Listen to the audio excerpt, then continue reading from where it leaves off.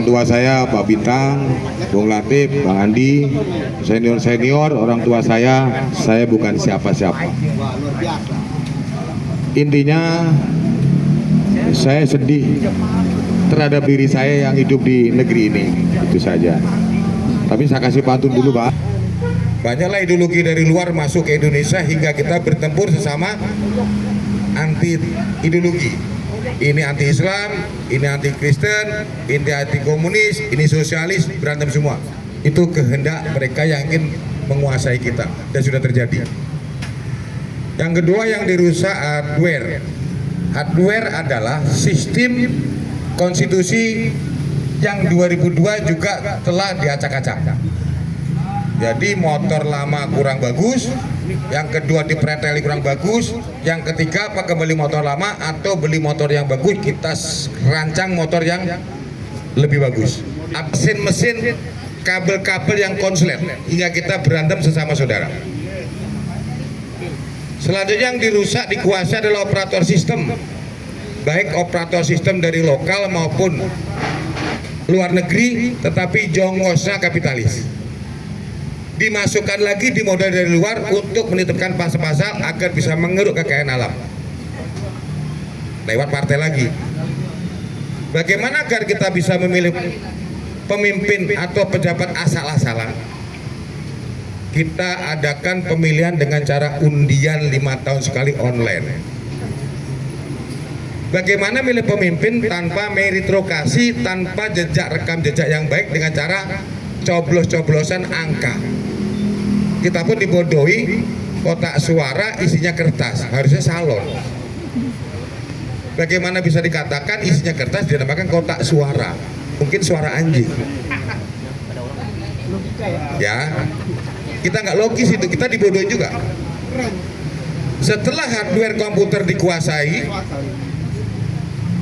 dikacak-kacak secara hardware, secara perangkat, aplikasinya Pancasila juga dikejar-kejar dengan virus yang namanya komunis, sosialis, dan lain-lain.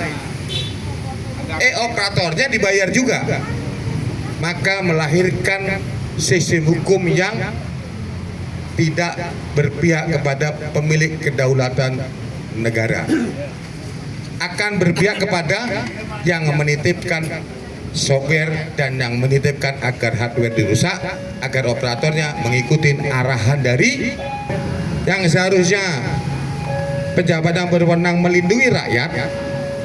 Dengan di atas kertas melegalkan segala tindakan bagi yang melawan. Ketika buminya kekayaan alam dikeruk, dia melawan atas nama undang-undang. Kita tidak bisa saling menyalahkan hari ini. Kita tidak perlu berdebat hari ini, karena Indonesia tidak perlu narasi, Indonesia tidak perlu demonstrasi, Indonesia butuh solusi. Nanti ada notaris yang harus kita persiapkan, adalah pertama adalah konstitusi seperti apa yang akan menjadi landasan kita untuk hidup bersama ke depan. Jangan sampai 98 goro-goro dulu konstitusinya nggak punya, akhirnya kita kehilangan arah dan kita diacak-acak. Yang berikutnya adalah yang harus kita pertahankan adalah satu, Pancasila sebagai software merah putih. NKRI tetap, saya sampaikan ke teman-teman Aceh, kalau Anda lepas dari NKRI saya paling depan, tapi kalau Anda ingin bahagia saya juga paling depan. Yang ketiga adalah TNI Polri bukan musuh kita, karena dia diperalat oleh voting tadi. Dia kalau nggak jalankan hasil voting bernama undang-undang, dia dipecat, karena dibayar untuk melaksanakan undang-undang hasil voting. Yang berikutnya lagi yang harus kita pertahankan adalah pembukaan Undang-Undang Dasar 45. Yang lain boleh dirubah, kata Mulapong, tapi pembukaan adalah wujud dan bentuk negara kita sebagai visi misi bangsa. Anehnya di Republik ini, motornya rusak, tujuannya bagus, Pancasilanya bagus, rebutan sopir. Bukan motor dibawa ke bengkel dulu, tapi sopirnya rebutan. Itu pun undian ini dulu, kata Sokrates, apakah iya kapal mau tenggelam kita rebutan nakoda dengan cara undian, memberikan seluruh penghuni kapal undian jadi komandan kapal, padahal bukan ahli kapal, dia tukang bakso, maka kapal akan karam dan nabrak karang. Betul?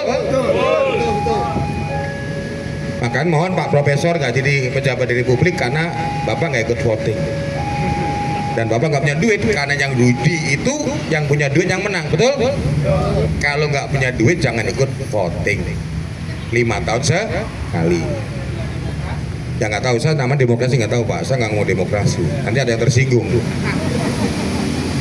Yang berikutnya lagi, harapan saya ke depan, saya sudah mempersiapkan namanya SPIN, Serikat Pekerja Informal Indonesia, sebagai pengganti utusan perwakilan dan menjadi utusan. Apa bedanya perwakilan dan utusan? Kalau perwakilan boleh berbuat apa saja sudah saya wakili. Kalau utusan, karena Rasulullah SAW utusan tidak berani merubah satu huruf pun, karena mau utusan kelompoknya. Maka nanti kita akan bikin negara tanpa demo, tanpa ada protes. Caranya gimana? Saya biasa jaga gedung MPR, gedung Bang Lapong. Tak tanya, Bapak dari mana? Petani. Silakan masuk Pak, lantai 3 ada golongan petani. Saya nelayan, gak usah demo Pak, silakan masuk lantai 7 ada golongan petani. Ada lagi nanti begitu, kalau rakyat mengendaki. Tapi kalau mau begini terus, saya sih udah sejahtera Pak, tenang aja. Oleh karena itu, utusan golongan yang digadang-gadang Bung Karno hari ini nggak ada di dalam buku Ampera, utusan profesionalisme.